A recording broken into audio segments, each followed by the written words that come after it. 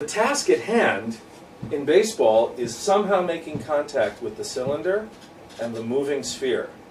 And the best people in the history of the game had a less than 40% average, and that's when you get more than 10 chances per at-bat. You do. You get infinite, possibly infinite chances if you keep fouling it off. So that means 1 out of 10 if you're a Hall of Famer. So they can't fail to concentrate, right?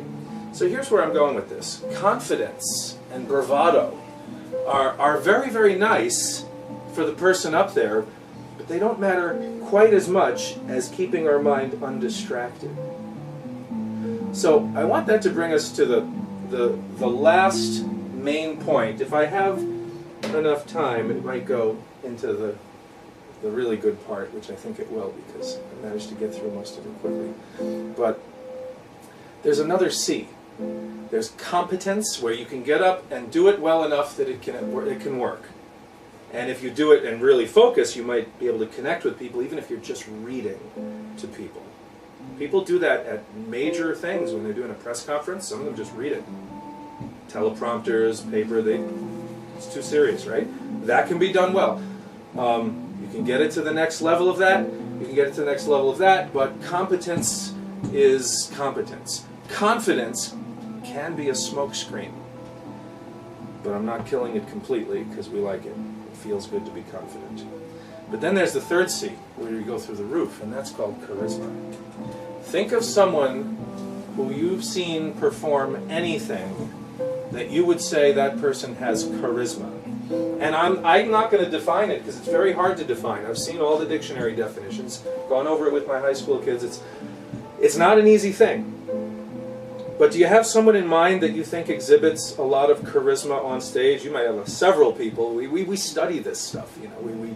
We watch everyone. But you might have people in mind, okay? Think about what it is about that person that, according to the dictionary definition, draws your attention to that person when they're performing. Makes you watch and almost feel like there's something special going on constantly so that it's easy to pay attention.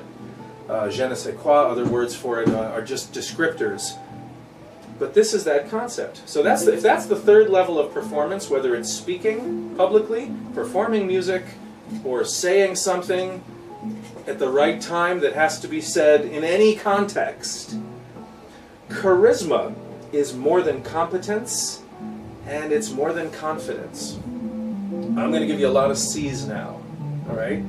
But charisma is having a combination, ignore that one, of compelling confidence.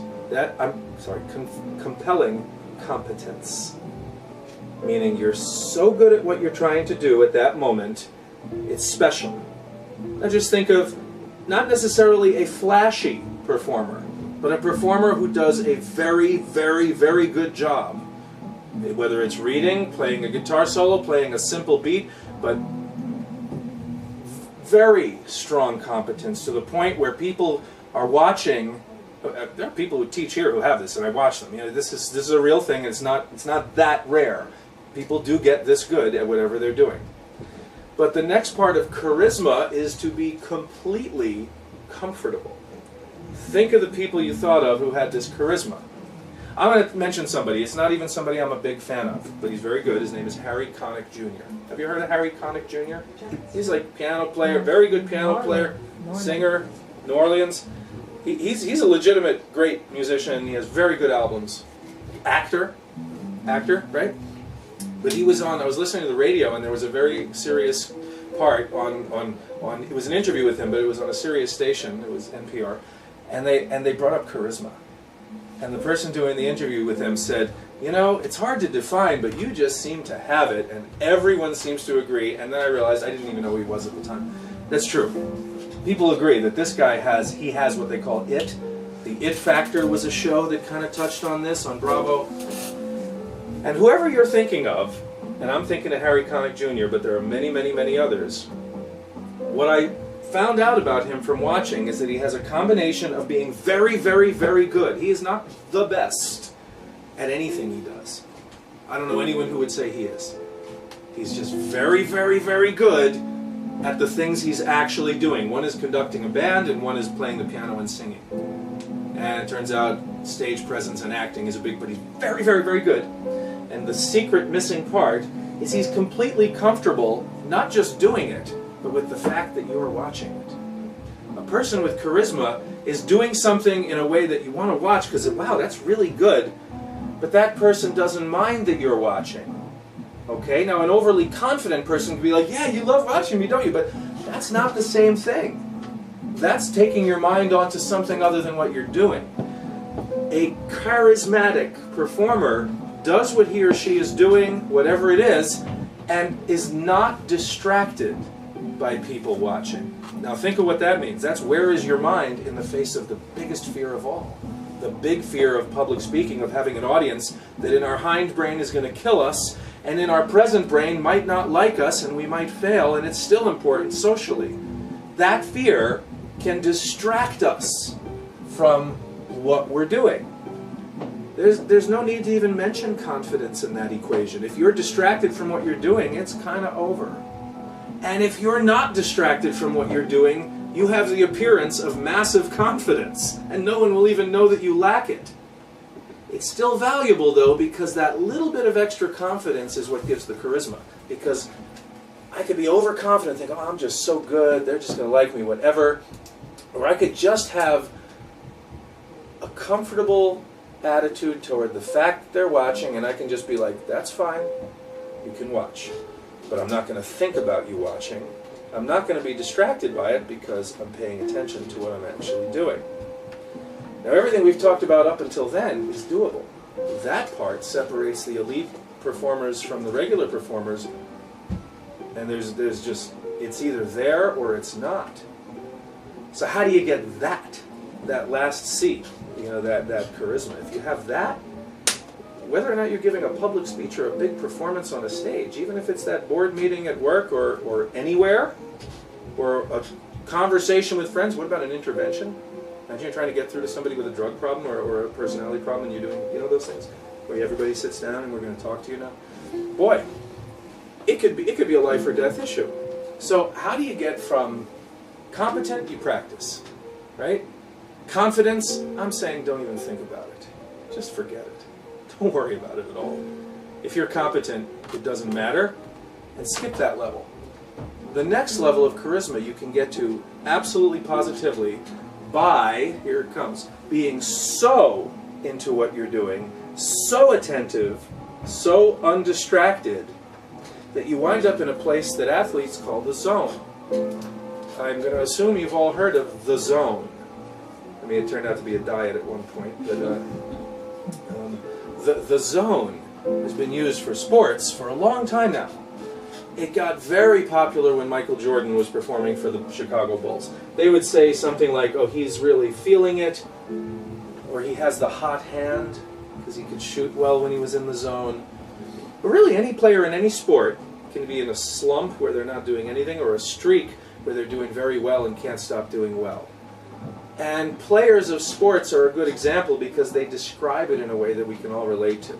Video game players have the same thing. You can be in the zone when you're teaching, you can be in the zone when you're parenting, you can be in the zone when you're sewing. It's all the same thing. Now, I'm just going to preface this by saying I didn't figure out what I'm about to tell you with my experience. Most of it I did. This part, no. This part I stole directly. And if you want to read the actual author, just look up the word flow, F-L-O-W, on the internet. And probably the first hit is going to be a guy whose name you can't pronounce. That's him.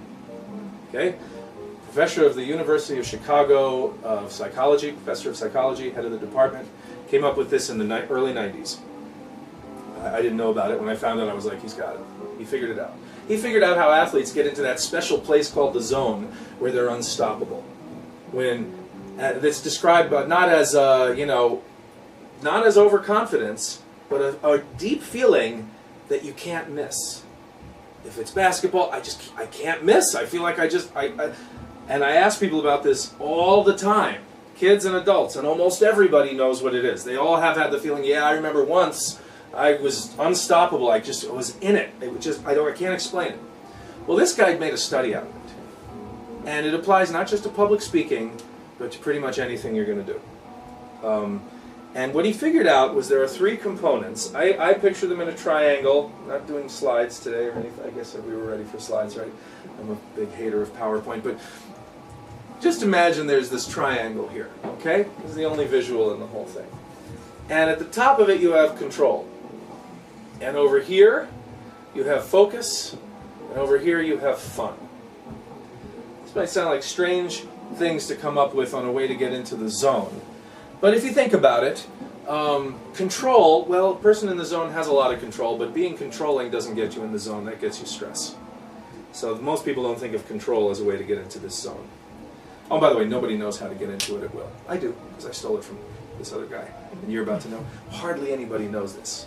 You'll see. It sounds like I'm overblowing it, but I'm not. So, control is like, yeah, you need control, but who wants to think about that? Fun. Well, everybody could say, well, fun, fun is, yeah, when you're having fun, you're really maybe in it, Fine, but try to make yourself have fun during math homework, and you won't get into the zone. You can't make fun happen by commanding it. It's a little more tricky than that. Then there's focus. Well, of course, when you're in the zone, you're super focused, but try getting into the zone by focusing, and you'll only get fatigued. Try. I mean, if you've ever taken a long test, a 4-hour test, a 3-hour test, 6-hour test. I mean, it's fatiguing to be really, really focused and really, come on, I've got to really put effort. Whereas when people are in the zone, they describe it as effortless. They just seem to be able to do things without trying, without even thinking about it. And there's two other things that happen when you're in the zone. You wind up with hyperacute sensory information. It sounds like a lot, but it just means that you notice details. Famous baseball player who had the highest batting average of all time. He was the one who kept his mind in the task at hand. He was asked in an interview if he ever smelled sawdust when he would hit the ball and it would go the wrong way. And he said, yeah, all the time. I would always smell sawdust. No, really? You smell sawdust? Was that a neurological malfunction? No, it was the fact that the bat was made of wood. And there really was sawdust in the air when the ball grazed it, and he could spit. Well, I get the smell can get in there, but who would pay attention to that? Nobody. Michael Jordan could feel not the seams on the ball, but the little bumps on the ball when he was in the zone. And you knew he was in the zone because he would stick his tongue out while he was playing. Yeah. Just to make sure you understand this idea of the zone, he was the best player on the court when he was playing. There was no argument at the time over who was better. You've all seen Michael Jordan ever in videos. He was an amazing, amazing, amazing athlete. But when he was in the zone, he was unstoppable. And you could see it in all the footage. People were falling down trying to defend him. They were confused. And these are professionals. So if he wasn't in the zone, you could get 2 people to guard him. But as soon as one committed to the double team, you'd find out by some amazing pass that he made you do it. And somebody got free, and it was just a setup. If you have 3 people trying to block him, he would pretend he was scared, and he'd be backing up, and suddenly he'd be in the air, and you'd look down, and you'd see he just went past the 3-point line and just hit a 3-pointer. And so it was very frustrating. And then if you didn't double team him or triple team him, he would try to engage you in a little one-on-one, and then his tongue would come out, which usually means you're about to land on the wrong end of a highlight reel. So it was like that. So when he was in the zone, people were trying to write books to figure out what he was doing. What is this? But that guy, that scientist, that you can find on the internet with the word flow, Csikszentmihalyi, it's close, Hungarian, he figured it out. And he figured out that what it is, and I'm going to just kind of tell you instead of giving you a long explanation of it, but if you're interested, look up that guy. This is a big part of this. So he figured out that you can't force your way in by telling yourself to have fun. And you can't focus your way in because you'll get tired. And to be a control freak never gets anyone anywhere, hardly. But it turned out that fun was a big clue and control was the answer. So how does this work? He asked the questions that a good scientist asks. He said, what is everyone who's in this zone, not the athletes, the regular people, what are they describing? And they would all describe that they would notice little details. The skier could taste the air, the sawdust, you could see the seams of the ball moving, all these sports things. And the other thing that they all reported was they would lose track of time. Have you ever lost track of time? You may have been in the zone when you did it. You may have been, and he immediately put that together. Well, fun. Time flies. You lose track of time when you're having fun. Then he asked the next question that nobody had asked up until then. What part of our population does this the most? Let's study them. Children. I give this speech in front of lots and lots of high school kids and no one ever knows. Never. Parents, it's a matter of a microsecond before someone says children. Because you've seen them. All right? Were you thinking children? Oh, you were? Pretty good. It'll be a good parent. But children lose track. You have cousins, bro. We lose track of time when we're having fun. And then he said, well, what's actually happening? And there's a world of research on what happens when we're having fun. But I just want to zoom in on one little piece of it because it ties right back into everything we're talking about. It's everything we teach here. When you're having fun, you're not enjoying yourself passively. Fun has a spark of excitement. When we talk about something that's fun, it may make us laugh or get excited or something. And if you think about it, and it took me a couple weeks of thinking to get to this, but the thing that creates that spark, inevitably, is risk.